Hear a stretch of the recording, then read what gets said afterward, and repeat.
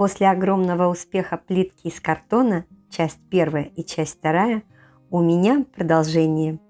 Сегодня создадим уникальный поднос, используя особую технику – оттиски живых растений. Старая рамка превратится в предмет интерьера. В соответствии с размером мне понадобится 20 квадратов размером 5 сантиметров. Квадратики плиточки подгоняю с учетом изменения размеров при покрытии массой. Это тонкий гофрокартон от упаковки. Часть квадратиков нарезаю на половинки, а часть делю на маленькие квадратики. А теперь главное проекта – самодельная масса для лепки. В 100 граммах клея ПВА растворяем 16 грамм туалетной бумаги. Добавляем неполную ложку геля для душа и ложку нерастительного масла, 20 грамм крахмала и 40 грамм муки.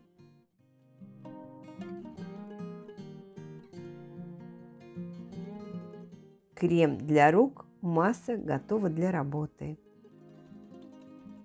Раскатываю тонкий слой и полностью запечатываю картонную заготовку в массе. Масса может подлипать к столу и растениям при оттиске, поэтому стол припудриваем слегка крахмалом.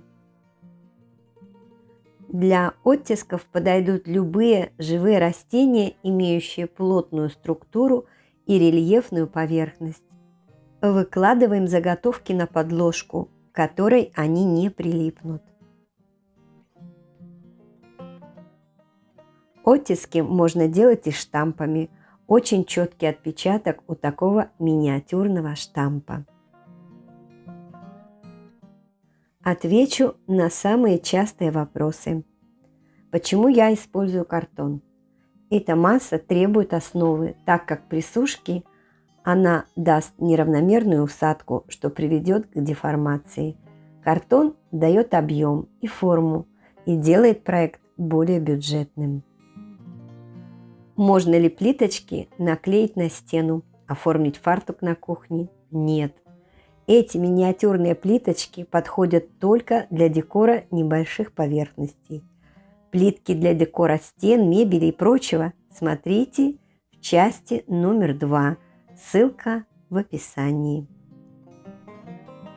Можно ли плитки использовать на открытом воздухе? Нет, они подходят только для сухих зон. Вопросы по массе. Многие спрашивали про насекомых. Я работаю с этой массой более 3 лет. Все мои изделия из нее в прекрасном состоянии, с учетом влажного климата. И если вы хотите приготовить эту массу, обязательно посмотрите подробное видео по ней. Ссылка в описании.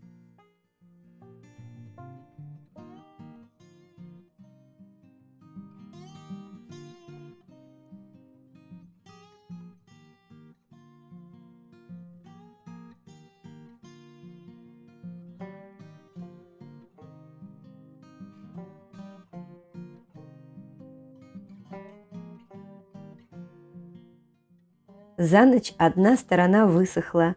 Переворачиваем и продолжаем сушить. Плиточки высохли, можно приступать к окраске. Покажу 2 техники окраски. У меня акриловые краски. Окрашиваю и даю полностью просохнуть.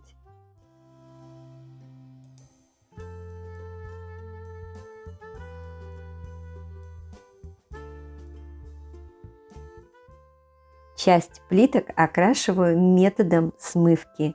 Окрашиваю, сушу минуты 2, затем стираю краску влажной тряпочкой.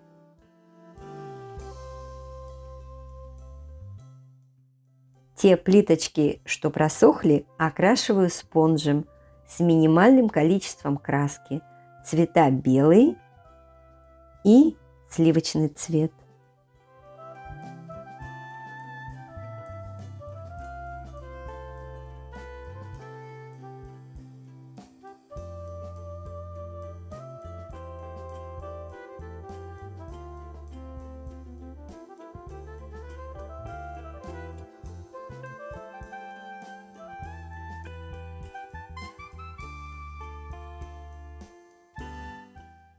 Смотрите, как можно использовать старую палетку теней в качестве патины. Она идеально для этого подходит, так как полупрозрачная. Патину всегда можно заменить акриловой краской до прозрачности, разведенной водой. Прохожусь только по краям плиточек.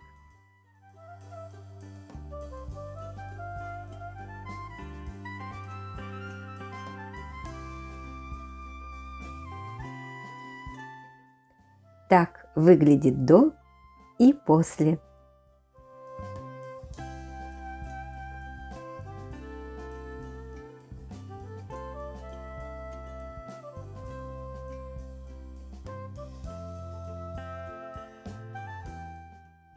Теперь плиточки необходимо покрыть лаком. Покрываю с двух сторон. Я использую лак по металлу, и это атмосферно стойкий лак. Также подойдет яхтный лак в 3 слоя.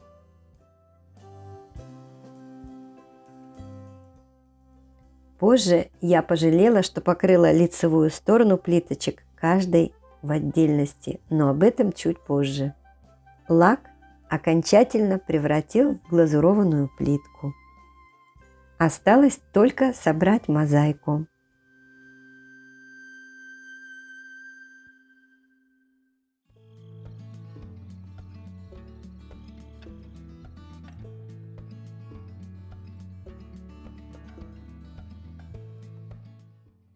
Я использую столярный клей.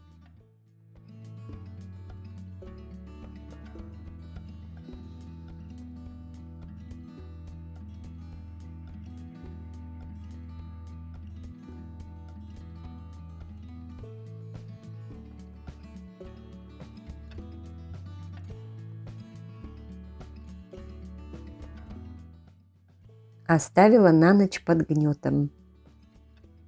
Приклеиваю на столярный клей.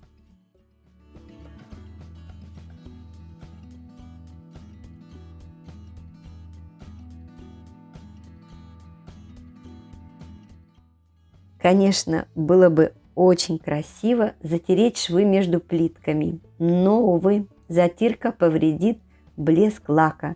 Визуально очень похоже на керамику ручную работу, но это не керамика. Может быть, у кого-то есть идея, чем можно затереть эти швы. Я собираюсь пользоваться этим подносом, и мне важно максимально защитить его от влаги, поэтому заливаю промежутки лаком. Мой лак очень сильно загустел, возможно, плохо закрыла крышку. И вот тут я пожалела, нужно было сделать финишное покрытие именно на этом этапе работы.